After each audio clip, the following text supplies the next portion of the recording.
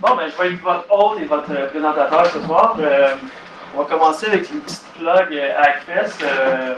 Il y a le Call for Paper qui va ouvrir dans 2 semaines environ sur le site web. Fait que vous pouvez, ceux qui veulent, ça leur tente de présenter une présentation dans le cadre du Hackfest, vous pouvez tout de suite envoyer vos demandes. On va pouvoir les analyser, on va vous répondre. Par la suite aussi, il y a le IAC, je ne sais pas s'il y en a qui connaissent. Ouais. À main levée. Ah oui. Ah, c'est bon. Fait que le IAC cette année, ça va être le 11 juin. Puis dans 2 semaines à peu près aussi, on va commencer à tout de suite envoyer la pub. En gros, c'est un peu comme le même concept que l'année passée. Vous devez avoir 3 petites présentations sur la sécurité, comme à peu près dans les style du Hackerspace. On présente, c'est super ouvert, super friendly. Par la suite, il va y avoir une heure du souper, puis par la suite, il va y avoir le CTF de 6h30 jusqu'à 2h du matin environ. Puis probablement qu'il va y avoir de la bière encore. C'est comme ça. Fait que pour ceux qui veulent s'inscrire, c'est les équipes de la CAD. Les inscriptions ne sont pas encore ouvertes, mais d'ici 2 semaines, ça va être ouvert pour les intéressés. Puis sinon, on vous invite aussi à vous connecter sur notre XMPP public, qui est au https://xmpp.access.ca. Vous vous connectez avec votre browser, vous vous registrez, puis vous avez du plaisir sur nos channels. Il y a un channel Hackfest. Là, vous pouvez joiner le channel Hackerspace si vous voulez dropper des niaiseries ou des affaires. Vous êtes le bienvenu. Puis pour ce qu'on host le XMPP, c'est sur Let's Chat, qui est un XMPP développé par la compagnie Apat, Compass Security. C'est pas mal ça. Pour ceux que ça le tente, mes slides vont être disponibles sur mon GitHub. On va essayer de le pousser tout sur le XMPP pour ceux qui vont être intéressés à l'avoir. Je vais tout linker par la fin, les links.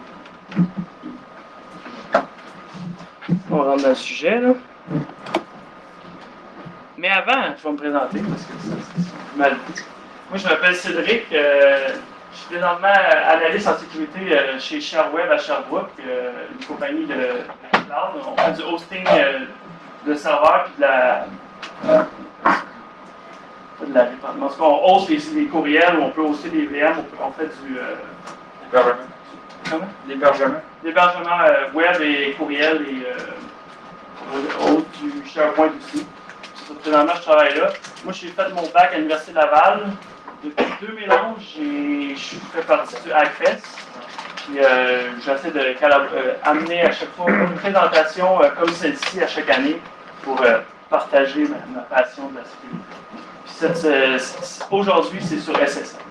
Fait que c'est quoi SSL exactement? C'est SSL ou TLS, pour faire la distinction entre les deux. Aujourd'hui, on devrait plus parler de TLS parce que SSL est un peu brisé. Mais je vais utiliser le SSL par générique, voulant spécifier les protocoles pour communiquer sécuritairement. Le SSL, lui, ce qui touche au niveau du concept de la sécurité, du modèle de sécurité, c'est l'intégrité et la confidentialité. Fait que ça s'assure que le message se rende confidentiellement. Il n'a pas été lu par personne, donc il n'a pas été capable d'être déchiffré par personne, et il n'a pas été modifié durant le parcours. Fait que si le cliché de Bob et Alice, quand Bob parle à Alice, ben, son message n'a pas été changé et il n'a pas été capable d'être lu par personne, donc que Alice. C'est un peu ça le concept de SSL. Ça peut s'appliquer à autre chose que juste HTTPS.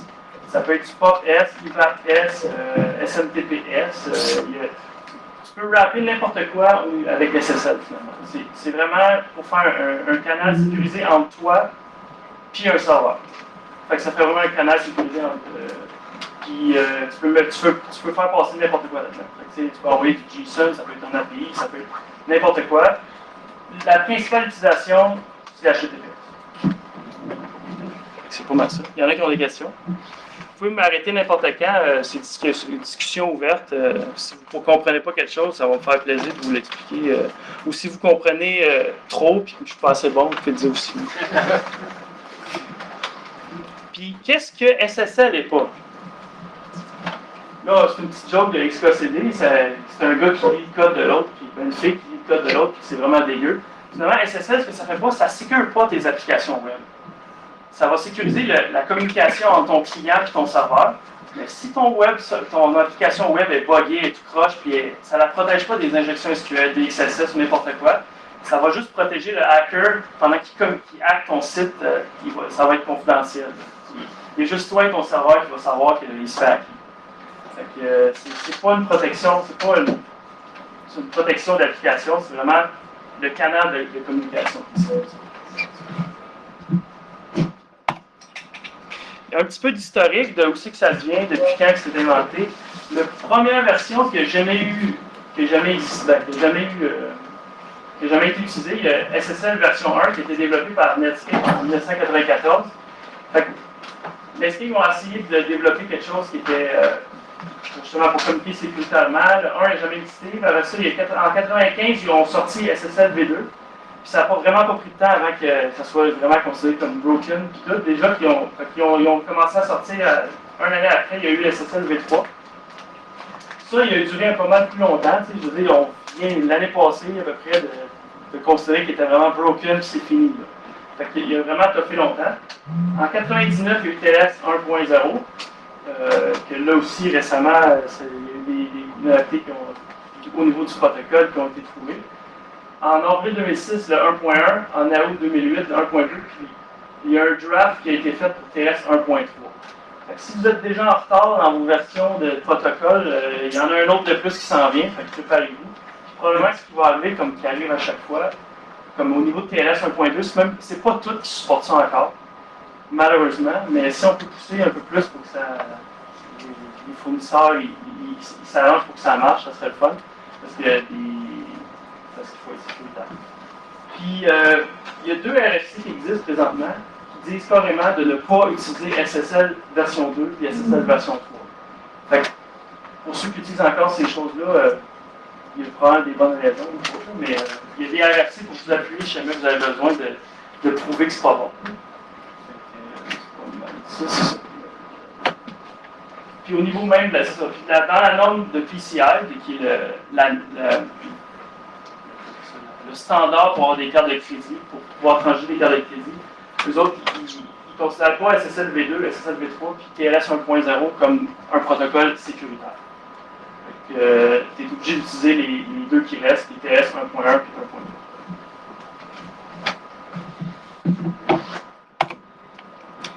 On va commencer par le petit principe de base. Je ne sais pas s'il y en a qui sont familiers avec le concept de clé asymétrique versus symétrique.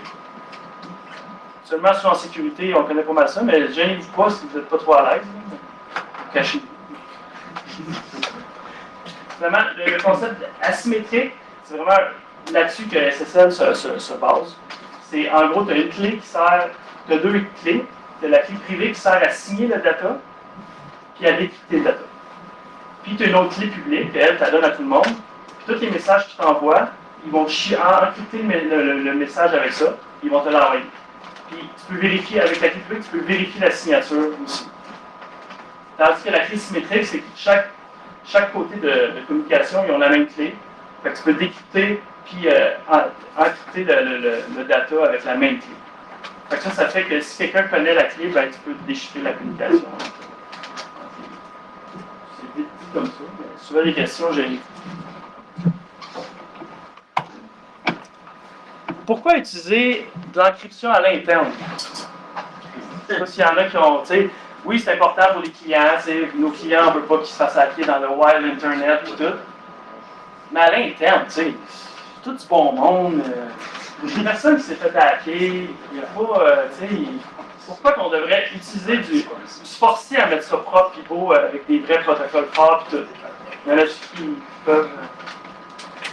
Vous ne savez pas, moi j'ai la réponse. Ouais? Ah ouais? Parce qu'à l'interne, c'est quoi qu'on a à l'interne? On a les joyaux de la compagnie. C'est là que tu as tout le core de tout ce que tu veux pas qu'ils sortent, qu'ils sachent. C'est là ton main core business, que justement tu veux pas que. Parce qu'il y a quelqu'un qui lui décide, ça lui tente de foutre la merde, ou un hacker qui est rentré par une connexion client. Puis par la suite, il réussit à pivoter, ou il réussit à sniffer ce trafic-là. Je vous l'accorde, les risques sont plus bas qu'à l'extérieur. Mais sont là. Puis si tu te fais péter parce que j'ai oublié de configurer mes affaires comme du monde, c'est plate. c'est vraiment, tu as vraiment toute ta criticité. Il faut mettre l'effort là-dessus quand même aussi, autre que juste à l'externe. Un petit message de Sinon, le principe de la PKI, l'infrastructure PKI, qui est tous les certificats avec une autorité publique ou pas, qui peut être privée à l'interne aussi. Ça, en gros, c'est toutes les hosts. Il faut qu'ils tracent une autorité qui est le petit bonhomme en haut. Fait, en gros, tu dis, moi, tout ce que lui me dit que c'est vrai, c'est lui, ben, je vais le truster. Puis après ça, tu as Alice qui truste cette autorité-là. Elle peut se promener, puis elle se fie sur l'autorité pour s'assurer qu'elle parle bien à la bonne personne. Puis tu as Bob, lui, il dit, moi, je veux avoir des clients comme Alice qui viennent sur mon site web, puis qui soient sûrs que ça soit moi. Fait que lui, ce qu'il va faire, il va générer une clé privée. Il va générer un certificate request. Donc, il va faire une requête à l'autorité. Il dit, veux-tu, s'il vous plaît, signer ma requête pour dire que c'est vraiment moi qui, sur le certificat. L'autorité va faire des vérifications avec lui. Il va dire, tu oses-tu vraiment la zone DNS? Si tu vraiment toi, ils vont avoir des courriels. Ça peut aller jusqu'à des téléphones, selon le niveau de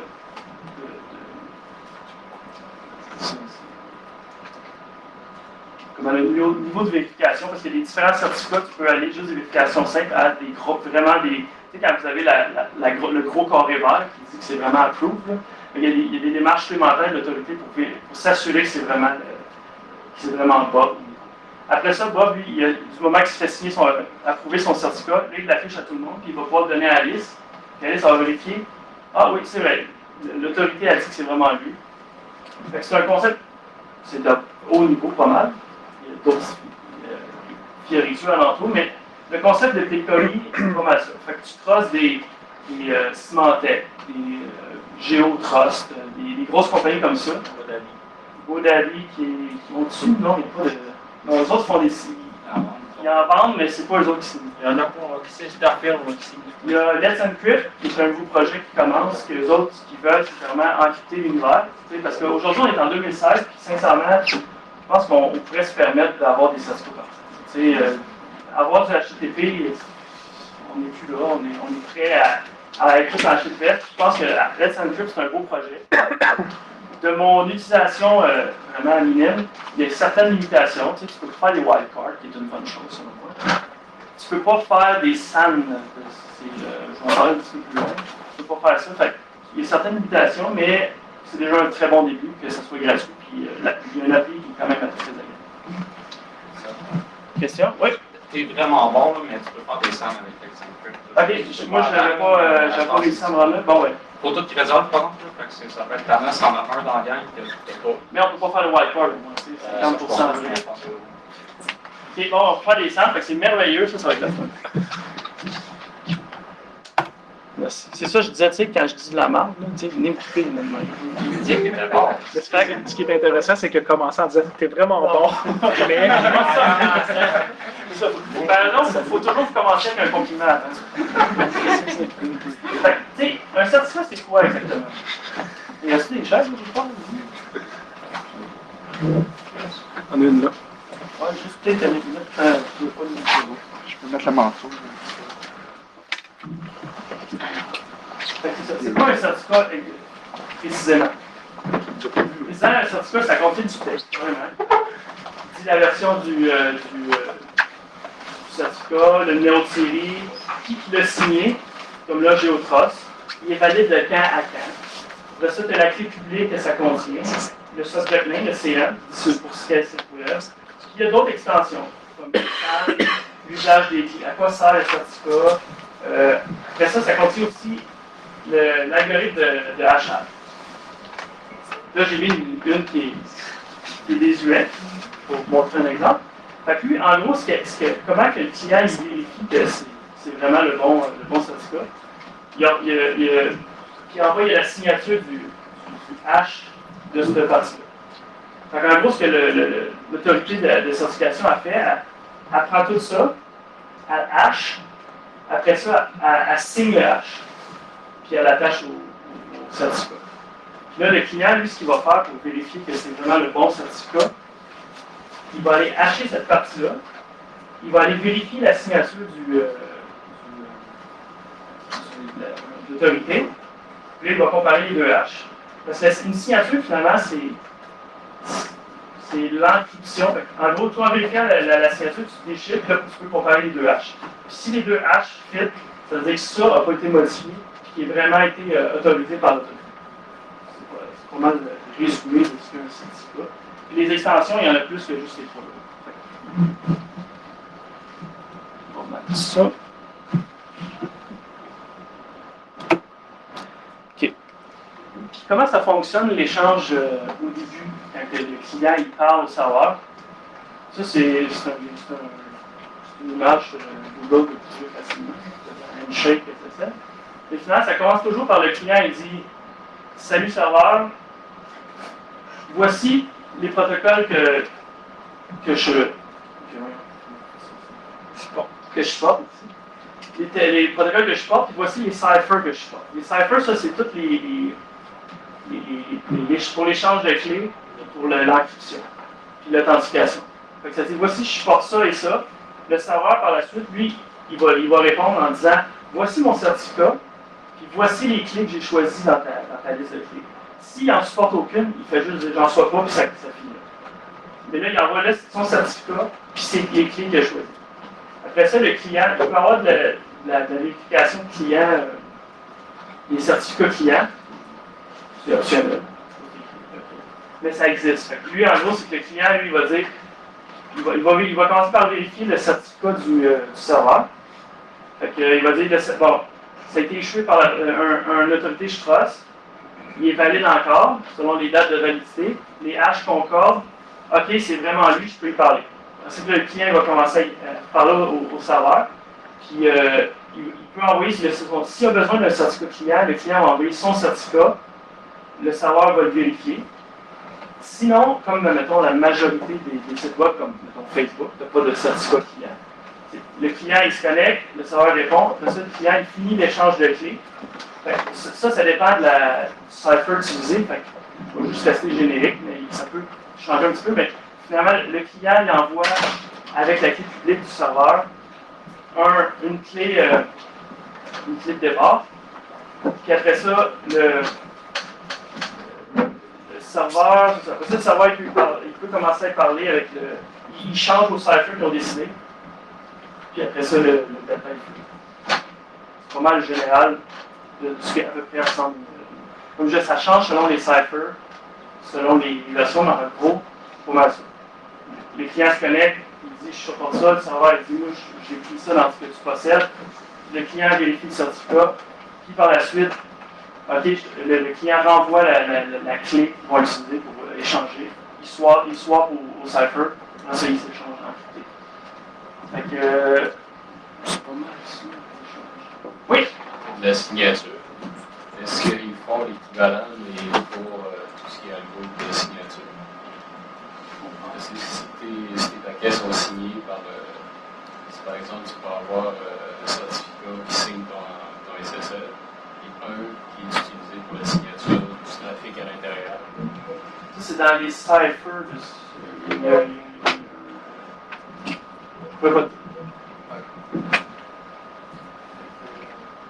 mais je vais regarder ta question. Je vais la chercher. Fait que ici, mettons, on a un là, je sais que c'est petit, je m'excuse, mais fait que ça, par exemple, ça, c'est ce qu'on peut voir avec Wireshark. Fait que des fois, pour aider à débugger, quand tu fais une capture réseau de SSL, tu sais, Wireshark, il parse vraiment bien tout ce qui est SSL. Puis, il y a juste une petite affaire. Par défaut, il fait juste parser ce qui est sur 4.4.3. Fait que si vous avez des services SSL qui roulent sur 8.4.3, d'autres ports réseau, il faut juste aller dans les configs et aller l'ajouter.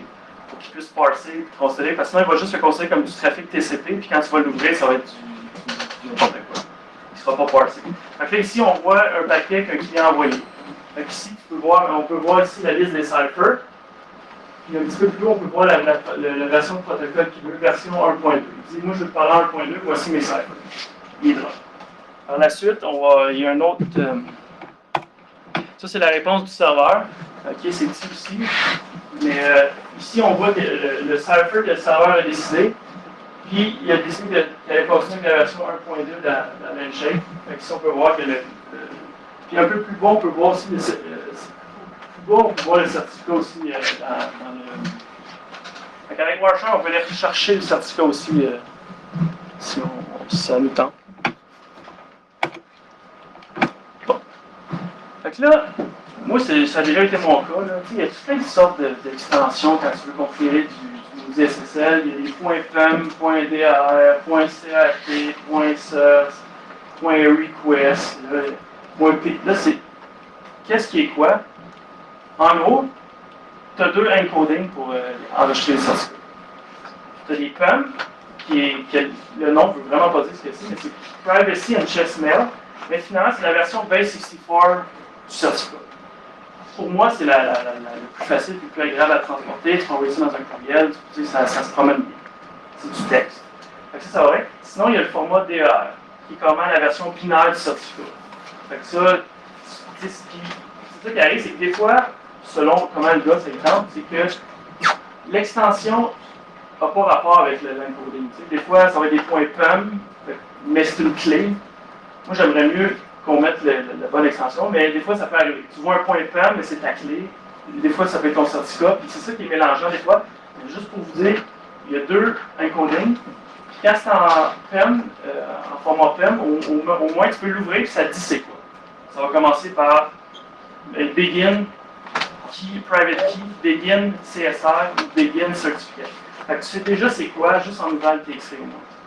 Fait que CRT c'est un certificat, CER c'est un autre certificat, CSR c'est un certificate request. En Windows, il y a .REQ aussi pour request. Puis .key, ben, c'est la clé privée que tu ne veux pas divulguer. Sinon, il y a aussi des containers que tu peux, qui existent.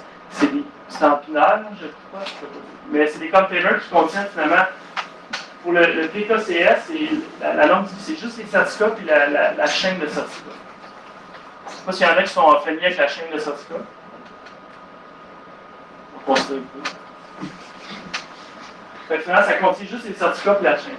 Par la suite, le PKCS12, lui, en gros, ça peut storer les certificats, les clés puis les certificats intermédiaires. Puis il faut que ça soit encrypté avec un password. Mais ce format, tu peux quand même omettre la clé privée, tu peux quand même omettre les certificats ou juste avoir la clé privée. Mais c'est un container pour ces trois types de fichiers. Mais il faut que ça soit encrypté.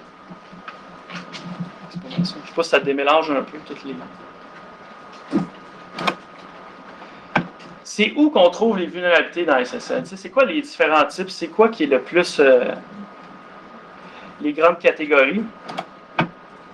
Finalement, il y a le protocole.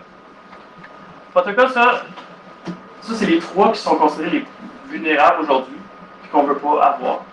SSL V2, V3, puis TS 1.0. TS 1.0 est encore très fort. C'est vraiment des cas précis, dans des contextes. Mais si tu as le choix, puis tu ne veux pas te faire chier, tu mets le 1.2 puis le 1.1, puis ça finit là, tu es sûr de ne pas avoir les. Comme là, il y a eu Poudre, je ne sais pas si tu en as entendu, ça a fait pas mal de nouvelles dans le monde de la cybersécurité. Puis ça, en gros, c'est ça. C'était une vulnérabilité au niveau de SSL V3 qui permettait de justement être capable de déchiffrer le trafic. Ce qui fait que SSL V3 a pas mal atteint ses derniers mythes pour ça.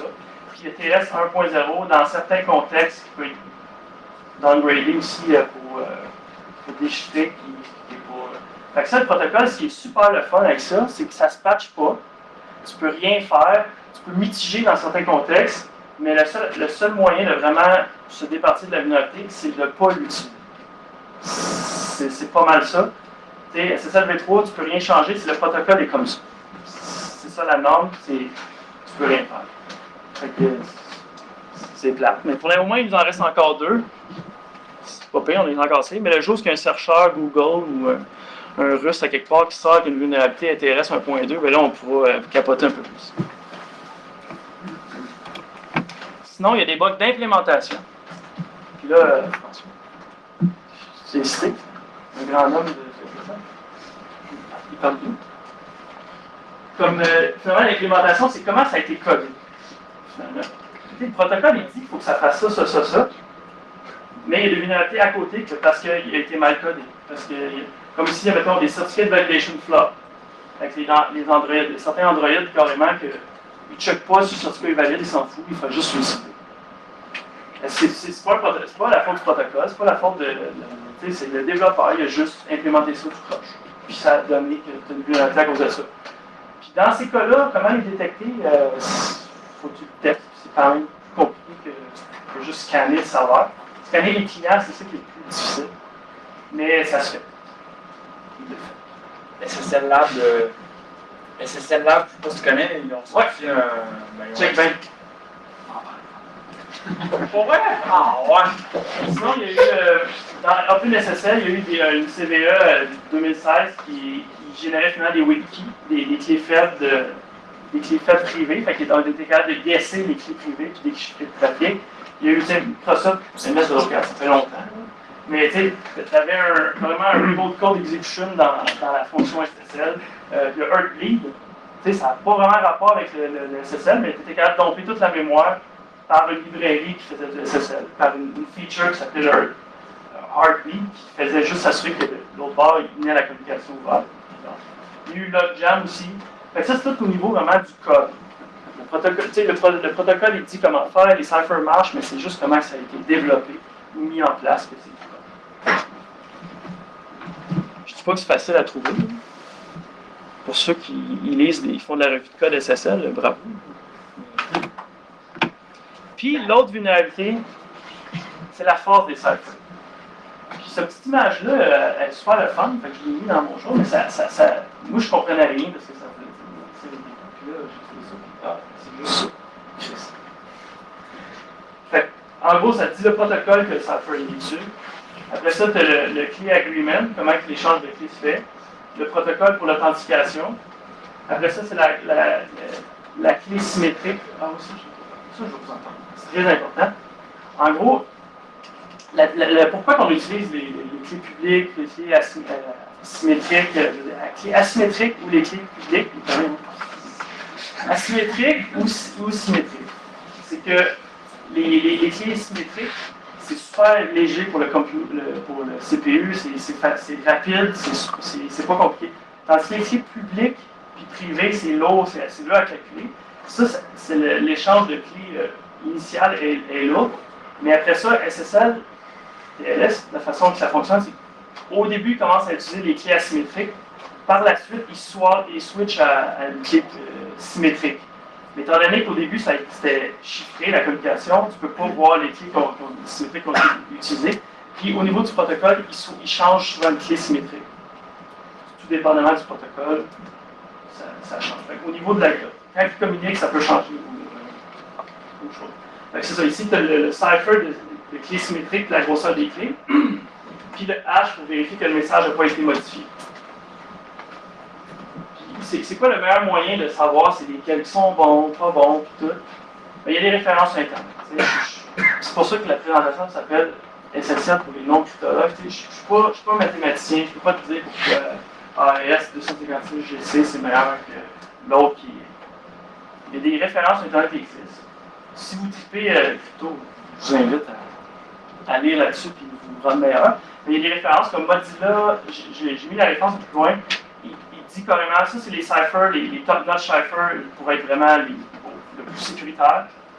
Par la suite, je vous offre les medium compliance. Si vous avez, mettons, des IE7, des Safari, je ne sais pas les versions. Ils disent, puis si tu t'es obligé d'avoir, mettons, du XP avec IE5, mais voici les ciphers que tu es obligé d'autoriser pour que ça soit. En fait, il montre carrément, si tu mets ça, tu es au plus sécuritaire. Si tu commences à implémenter ça, c'est boiteux.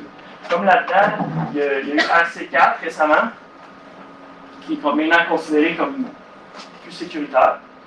Fait que c'est en voie de disparition tranquillement pour le fait que ça, c'est des exemples de ciphers qui ne sont pas considérés comme sécuritaires. Je vais vous montrer le lien à faire. Fait en résumé, là, quand maintenant tu veux auditer ton serveur web, même avec ton client, c'est quoi que tu checkes?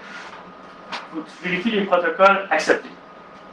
Fait ici, j'ai mis une petite liste de qu'est-ce qui est bien, puis ça, ouais. TS 1.1, c'est bon. TS 1.2, c'est bon. Puis le reste, ben, c'est bon. Comme je disais, le TS 1.0,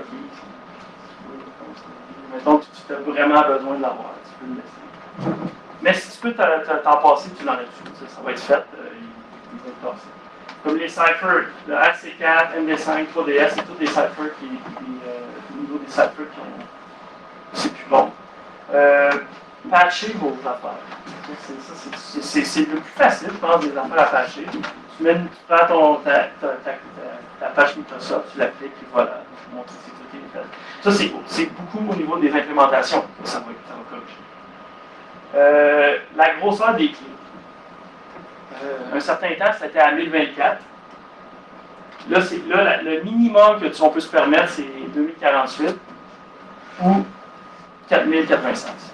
Là, vous dites peut-être, oh, Chris, pas ça, 1 million, puis genre, ça, c'est fini. Tu sais, genre, on n'en parlera plus. Mais c'est ça. Là, tu vas commencer. Quand tu vas te connecter à Facebook pour commencer, c'est comme des autres, hein? Là, ton CPU va monter dans le code, tout essayer de calculer ça. Fait que c'est tout le temps une course de comment mon ordi peut computer versus comment il peut se faire décrypter rapidement. Fait que c'est tout le temps une course contre la montre de comment je peux avoir une clé assez grosse sans réduire ma performance de connexion. Fait que ça, c'est pas mal. Mettons, si tu veux être plus performant, tu mets du 2048. Si tu veux être vraiment plus sécuritaire, tu mets du 4096. C'est des configurations qui sont. Oui. Ouais, dans le fond, aussi, ceux qui font du mobile, ça va augmenter le temps de transfert avant que votre connexion en se fasse. Fait que si tu envoies un certificat qui est super large, ben, il faut que tu le transfères tout le certificat pour compléter ta connexion. Fait que la performance, c'est autant l'échange de clés que le transfert de données si ton bandwidth est vraiment bon. C'est dans 56 mois, genre? Non, mais ça a vraiment un impact. Non, mais oui, non, mais. Il y a de tout là-dessus, puis c'est cool, le temps que ça peut augmenter. Non, c'est ça. Fait que si justement, tu as un certificat, plus toute la chaîne de certificats qui est signée par 8 intermédiaires, bien là, il faut que tu transfères cette data-là. Fait que c'est la latence que ça crée à la première connexion, ou à chaque connexion. Comme HTTPS, il y a des moyens de résumer les sessions. C'est ça. Non, mais puis les méthodes de hash de certificat. Vous avez probablement vu dans le Chrome, ça commence déjà à dire hey, ça, ce site-là, il utilise un SHA-1, c'est pas bon. Puis le pourquoi qu'il ne faut pas l'utiliser, c'est qu'il y a dans certains contextes encore. Mais c'est qu'il peut y avoir des collisions. Fait qu'ils sont capables de modifier le certificat sans modifier la signature, le hash. Fait que là, mettons, ils pourraient rendre valide un certificat pour. Avant, c'était, mettons, www.access.ca. Mais là, c'est rendu www.méchanthacker.com. Puis la signature n'a pas changé, mais le certificat est encore valide et est signé par l'autorité. Fait que c'est ça que ça protège la signature. Fait qu'en utilisant SHA-256, aujourd'hui, c'est considéré impossible. Puis, loin, j'ai une réponse là-dessus. Petite question. Oui. Tu dis qu'après ça passe en chiffrement symétrique. La question de performance, est-ce qu'on peut choisir le longueur de la clé pour chiffrement Ça symétrique? dépend du cipher. Ok, ça c'est dans le C'est cipher. dans le cipher que ça se décide. Comme tu as vu, mettons, si on remonte un peu plus haut, c'était 256 bits. Ah, ok. 256 bits pour cette clé-là. Puis tout dépendamment du CRS ou je me souviens plus des noms, mais il y en a que c'est des clés plus petites, mais qui sont aussi fortes, selon l'algorithme d'encryption qui est utilisé. Ok, ouais. Fait que, c'est vraiment au niveau du cipher. Ah, merde, j'ai manqué ma slide. En tout cas, fait que c'est pourquoi que, justement on est limité dans. Je vais faire semblant que vous ne l'avez pas vu. C'est pourquoi des fois on est pogné à laisser le maudit SSL v3. C'est facile s'en départir, c'est une coche dans une clé de registre Windows. Parce qu'on est pogné avec du maudit Legacy. Je sais pas s'il y en a qui connaissent ça. C'est Windows Bob.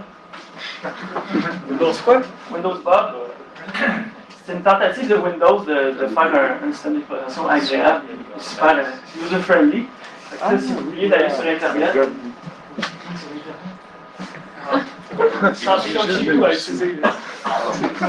mais ça n'a vraiment pas pogné, puis c'est juste mort, puis c'est juste drôle. Mais, vous pouvez googler. Des exemples, Firefox 1, Chrome 1, IE7, Opera 5, Safari 1. Là, t'es pogné avec des vieux browsers ou des vieilles affaires. Ton SAN, admettons, là, lui, il supporte pas là, le plus haut que le SSL v3. T'es pogné avec ça. Ben, maudit, mon SAN, il me coûte 250 000 $. Ou plus. Je suis obligé de vivre avec. Là. Sinon, il faut que je le change, ça va me coûter 1,5 million. Tu sais, en entreprise, il y a des décisions des fois à prendre qui sont difficiles. Mais si au moins tu es capable d'isoler le contexte ou ordonner ce coin-là, si tu, au moins mitiger tes risques, tu es déjà un peu avancé. Puis déjà, de au moins connaître que ce coin-là, il est un peu obscur, tu l'isoles, Puis il me semble que Facebook, Gmail sont encore en TLS 1.0, je pense. Mais en tout cas sur des versions. Ben, genre, exemple, Google, il supporte SSL V3. Ouais, mais tu sais pourquoi? C'est parce que il y a beaucoup de pays émergents dans le monde où l'Internet est en train de se développer et ils veulent prendre ces marchés-là. Donc, ils veulent supporter vraiment des c'est ça, c'est des cas, c'est carrément, c'est ça. Je veux supporter des clients qui utilisent des plateformes legacy, des pays émergents, mettons, c'est des millions d'habitants, des milliards d'habitants. C'est ça que les Internet facing, tu sais, un site du Québec, tu peux te dire, OK, le monde, on peut couper SSL V2. Là. Mais ça, des pays émergents qui ont un peu plus. Tu sais, quand il y a un worldwide. Genre Facebook. Facebook, tu es pas mal, tu veux avoir l'univers dans ta PD, contrôler l'univers. Mais, ouais, effectivement, c'est ça. Il y a des restrictions de pourquoi on peut pas, parce que sinon, ça serait facile. Tu sais, désactive, puis voilà. On en parlerait déjà même plus aujourd'hui.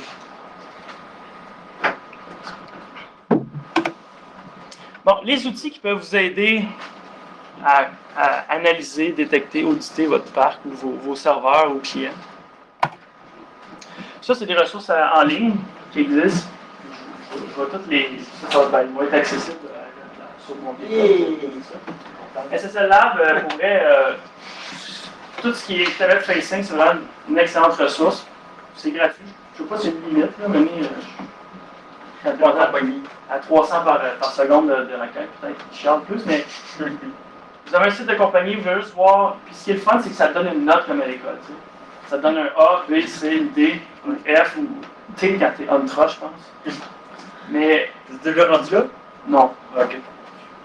Mais c'est une excellente. Ça va dire toutes les ciphers que ton serveur il supporte, toutes les versions de protocole qu'il supporte. Si t'es vulnérable à Poodle, à Freak, il va tester plein d'affaires sur ton serveur. Puis c'est un excellent outil. Le seul problème, c'est que ton site web, il faut que ce soit en ligne. Fait que si t'es à l'interne, tu peux pas utiliser. Mais pour ça, j'ai d'autres affaires. Qualys à l'interne, ça doit faire à peu près la même affaire. C'est eux autres. SSL Lab, c'est Qualys. C'est quoi l'histoire? C'est Qualys, vraiment. Ils ont une fonction aussi pour tester ton browser. Tu peux voir, mettons, mon browser est vulnérable à certaines attaques. Ils ont une. Je ne l'ai pas mis là, mais c'est Qualys. Je ne sais plus du nom, mais tu peux tester ton browser. Lui, il va déconnecter ton browser sur ça, puis aussi, il va te rouler les exercices, puis il va te dire, bon, ben, ton browser, il supporte SSL V3. C'est méchant. Il supporte le Cypher, c'est pas bon. Habituellement, quand tu utilises les dernières versions d'un browser, mettons comme Chrome, Firefox, par défaut, ils sont déjà toutes compliant.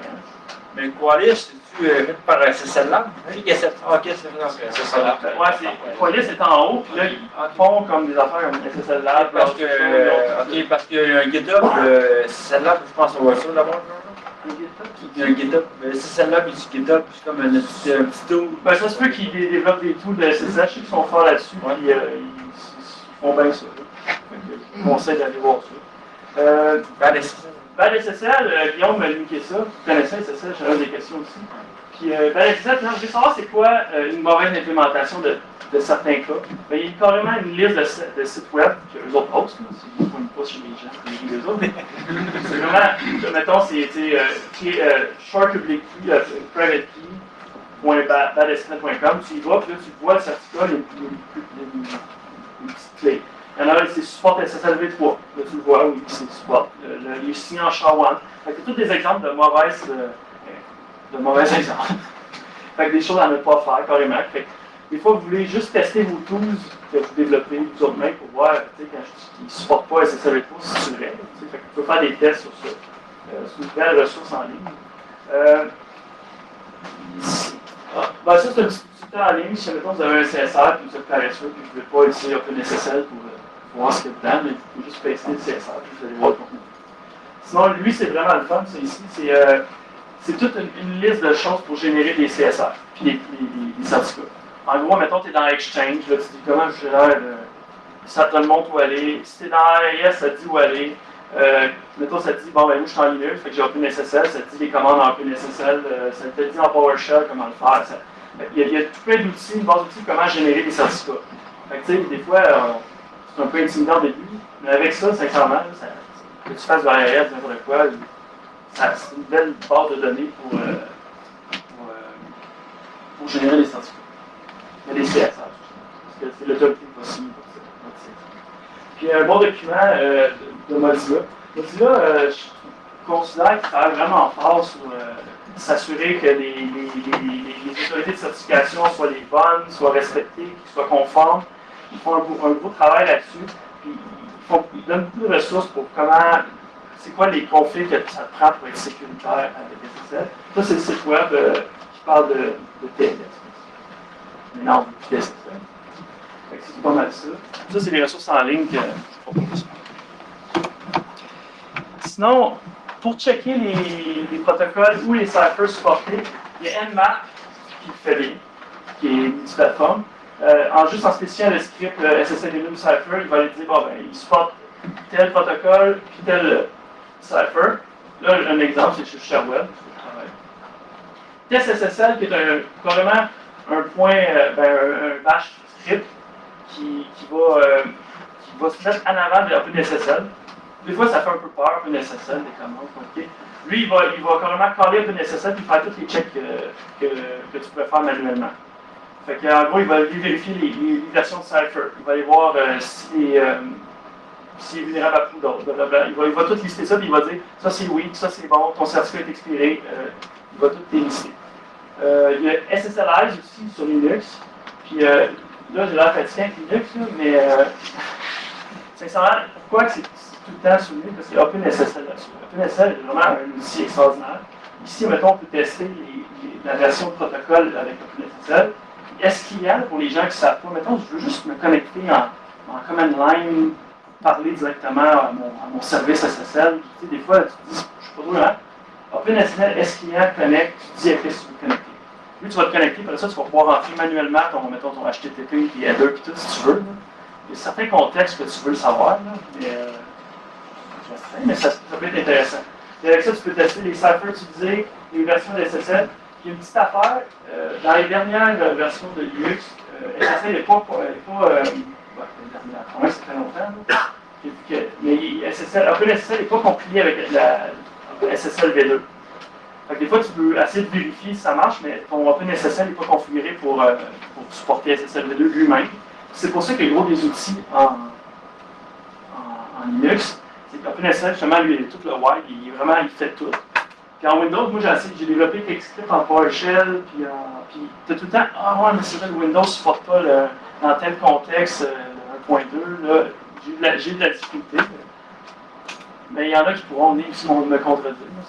Je les invite à venir me montrer comment ça marche. C'est pas mal ça pour les tools que vous pouvez utiliser à l'interne. Nmap est un outil formidable. C'est un outil d'administrateur, pas de hacker. Bon, puis ça, tu fais le grabbing. Des fois, il y a certains contextes, tu dis, je veux juste pogner le certificat et l'enregistrer en format fichier. Nmap le fait. Si tu fais le Nmap script SSL cert avec ce que tu veux, là tu fais www, il va t'afficher le certificat. J'ai aussi fait un Python qui fetch le certificat et qui te l'affiche. Fait qu'il va être en format PEM. Après ça, tu vas pouvoir l'enregistrer si tu veux ou l'autoriser, mettons un autre contexte. Il y a OpenSSL aussi qui le fait. Fait que tu fais OpenSSL, SConnect. Je pense pas qu'il y ait le V à mettre, il va t'afficher le certificat qui va chercher. C'est un autre outil qui peut être. Puis tout ce qui est sécurité à Git, Get Certificate, c'est sur mon GitHub, je l'ai mis avec la présentation, vous pouvez le prendre, me le voler. Je vous invite si vous êtes intéressé à le prendre, c'est ouvert à tous. C'est juste pour donner des exemples de code que vous pouvez utiliser pour vous autres, faire l'audit interne, vérifier c'est quoi les versions et tout. Puis si ça, mettons que vous n'avez pas de Qualys interne là, qui le fait à votre place, si vous n'êtes pas équipé ou vous n'avez pas d'argent, comme moi, ou je sais pas. Puis mettons que vous êtes dans le monde de Windows, je ne sais pas s'il y en a qui ont déjà configuré les versions d'SSL, puis les versions de Cypher, puis tout. C'est de la merde, là, c'est tout un inclus de registre, puis tout. Puis Qualys, encore une fois, Qualys, ils font des excellents outils, des choses. Ils ont fait cet outil-là qui est carrément juste des checkpoints. Tu vas dire, bon, ben moi, je veux désactiver SSL V3. Ah ouais. Go, apply. Lui, il va aller créer des bases de registres. Finalement, c'est une interface pour les bases de registres. Tu sais, c'est sûr que le faire une fois, c'est pas pire. Mettons que tu as 450 serveurs à faire qui ne conseillent peut-être pas. Mais c'est un outil très intéressant pour configurer rapidement ou enlever les ciphers ou les versions de protocole que vous voulez. Puis ça peut, tu peux dire, mettons, je veux être PCI compliant. Puis ça va configurer ton chose pour une PCI compliant. Bon, les exemples ShareWeb, parce que je travaille chez ShareWeb, c'est le fun. Là, mettons qu'on va voir shareweb.com. Oh, c'est pas fort, ça. Tu sais, c'est... Là, ça, c'est SSL Lab, là. C'est l'outil de Qualys en ligne pour tester. Il t'affiche une note de même. Tu sais, c'est correct. Au moins, c'est pas bon. Non, mais c'est ça. Fait que là, ici, on peut voir comme, regarde, tu supportes le SSL V3. Fait que c'est pour ça que tu as été downgradé à C. Tu sais, ici, c'est quoi? On supporte les clés Diffie-Hellman weak. Fait qu'on downgrade à B. Mais là, vu qu'on avait une vulnérabilité plus grosse, on a downgradé à C. Puis ici, comme, ben gars, félicitations, tu supportes ça, mais à cause de ça, c'est trop tard. Puis là, mettons, on va à un autre site de ShareWeb. Ben, tu sais, admin04. Ben, tu sais, c'est un peu meilleur, tu sais. Mais là, on voit, on supporte les ciphers RC4. Fait que là, à cause de ça, on a une note un peu plus basse. Puis c'est quoi d'autre? Oui, regarde, ici, le SHA-1. Fait que ça, c'est un autre problème de risque qui existe. On voit et tout en bas que le forward security. Ça, c'est le fun. Ça, faut que j'en parle. Ça, faut que tout le monde sache que ça existe. C'est quoi cette affaire-là? Le forward security, forward security, ça, c'est ce que ça fait. Je vais parler parce que c'est vraiment cool, ça. Je vais implémenter ça partout. Ce que ça fait, c'est que si tu pognes la communication, puis que tu as la clé privée, tu peux rien déchiffrer. C'est ça que ça fait. Fait que même si tu as tu sais, souvent tu te dis, ben, tu sais, je vais sniffer ça, j'ai la clé privée, je vais tout déchiffrer le trafic, je lis tout. Mais quand ça c'est en place, puis c'est au niveau des ciphers, tu peux pas déchiffrer. Ça te prend chaque session d'échange pour pouvoir décrypter. Il y a Martin, qui connaît ça. On avait parlé de ça. Mozilla, ce qu'il offre, quand tu te connectes à quelque chose, tu peux dire enregistre dans un fichier texte toutes les sessions. Fait que là, lui, il va tout enregistrer ça. Puis par la suite, en sniffant avec Wireshark, tu peux prendre toutes tes. Tu peux dire Wireshark, prends toutes mes sessions qui sont là, puis là, déchiffre mon trafic. Mais là, avant, tu sais, quand tu te protèges de la NSA, admettons, ils réussissent à voler ta clé privée, ben, même là, ils ne peuvent pas déchiffrer ta communication qui a eu lieu il y a 2 ans, il y a 1 an. Là, mettons que tu veux que ton certificat expire avant, ta clé privée aussi. Ça, c'est une autre affaire. C'est possible, je le conseille. Quand vous régénérez vos certificats, régénérez vos clés privées aussi. C'est pas beaucoup d'efforts de plus. Puis c'est vraiment ça. Parce que, mettons, vous êtes fait voler votre clé privée, même si tu régénères ton certificat, ben, le gars va quand même continuer à déchiffrer tes communications. Fait que, un petit hint, en même temps, de régénérer votre certificat, régénérer votre clé privée aussi par la même. Le forward security, ça se fait tout sur les serveurs Apache ou les serveurs AIS? N'importe quoi, AIS, Apache, Nginx, c'est vraiment au niveau des... Les serveurs web? Ouais, le Cypher, dans le fond. C'est le Cypher qui fait ça.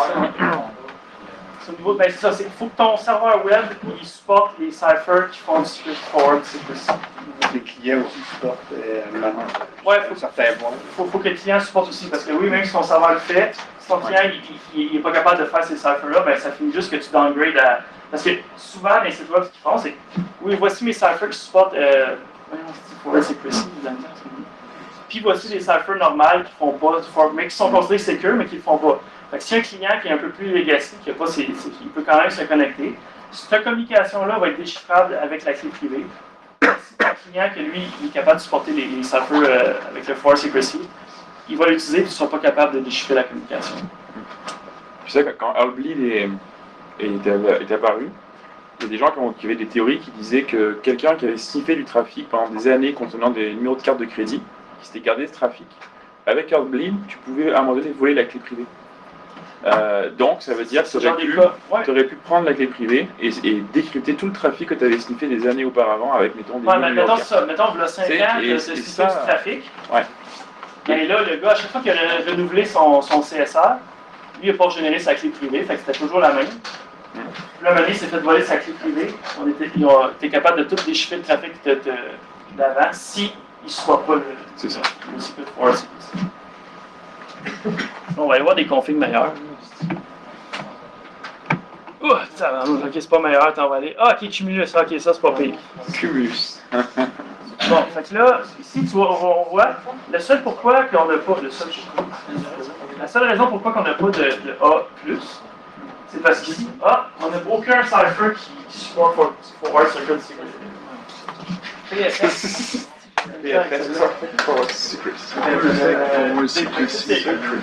Si vous êtes en mesure de le mettre en place, je vous invite à le mettre en place. C'est vraiment une belle feature. Ok, c'est peut-être pas le fun quand tu vas essayer de débugger, parce que là, tu es obligé de domper les sessions et tout.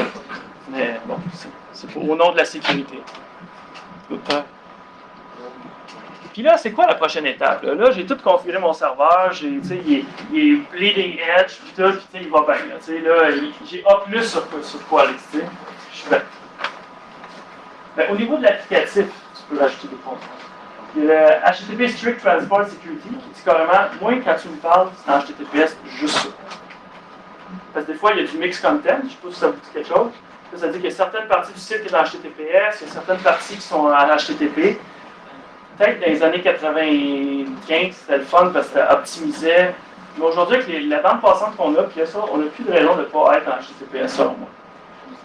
Fait que en gros, ça, c'est quand c'est un cookie là, il est là, ça dit juste que tu me parles en HTTPS.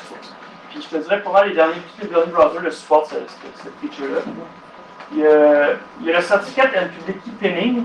Ça, c'est un peu plus complexe à mettre en place. Je ne connais pas tout le processus, mais ce que ça fait, ça dit juste le site web, mettons, de ShareWeb, il est obligé d'être signé par GeoTrust, juste GeoTrust.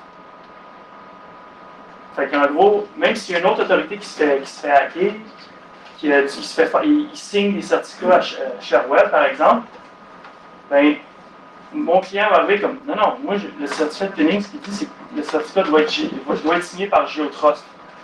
Fait que là, il va refuser le certificat dans ce contexte-là. Les démarches, ils semblent être compliquées, ça demande des coûts supplémentaires, mais mettons que tu veux te rendre extrême secure, tu peux aller jusque là. Sinon, il y a les secure flags ou cookies qu'on peut mettre, qui dit carrément, tu peux pas le faire. Je ne connais pas le contexte exact, mais ça existe. On va rester comme ça. Puis, ce qui est très important, ça c'est la partie de fun. Auditer, continuez régulièrement, chaque mois, à vérifier vos sites web. T'sais, allez voir si le SSL V3 il est revenu. Parce que des fois, tu sais, tu as un, mettons, je sais pas, tu as un SAN, que là, tu mets une mise à jour, puis là, ça reset toutes les factory default des configs web. Là, SSL V3 est revenu, les vieux Cypher pas bons est revenu. C'est important d'auditer tout le temps ces sites-là pour que, justement, s'il y a un changement, si il y a quelqu'un internationalement, il downgrade parce que lui, ça lui tente, parce qu'avec son iPhone, ça ne marche pas, ben, tu sais, au moins on détecte, on est capable de le mettre en place, que non, si c'est juste TLS 1.1, c'est TLS 1.1. Sinon, une autre affaire qui est importante, c'est pas de la sécurité, mais c'est de l'opérationnel, mais c'est quand même vraiment intéressant. Monitorer les expirations de date des certificats. T'sais. Je ne sais pas s'il y en a qui ça a déjà arrivé, ou qui a déjà entendu l'histoire d'un cousin. Mais tu sais que là, le SAN a tombé, puis là, la prod a tout down parce qu'il y a un certificat en deux affaires qui est échoué.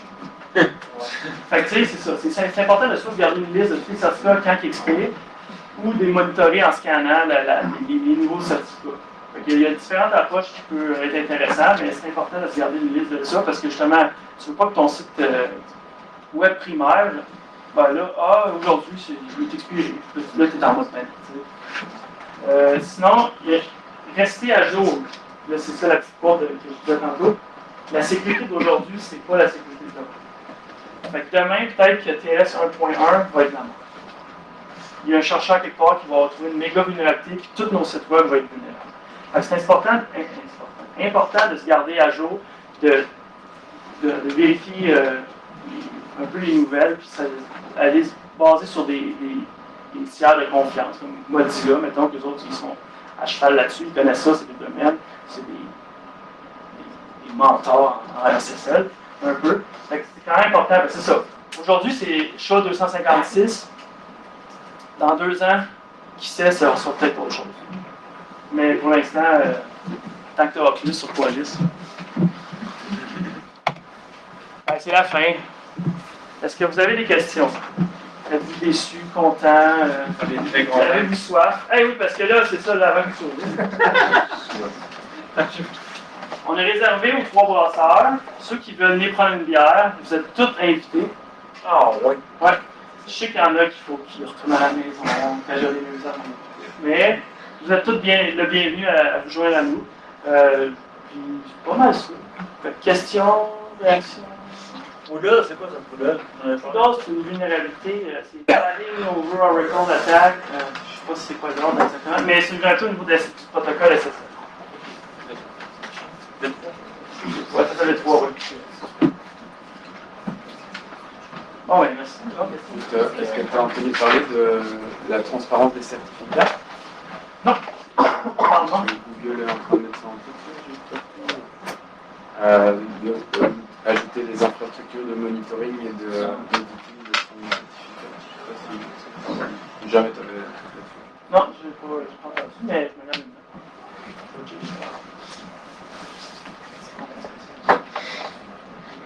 C'est beau, ça, 7. Ah bon, ben merci.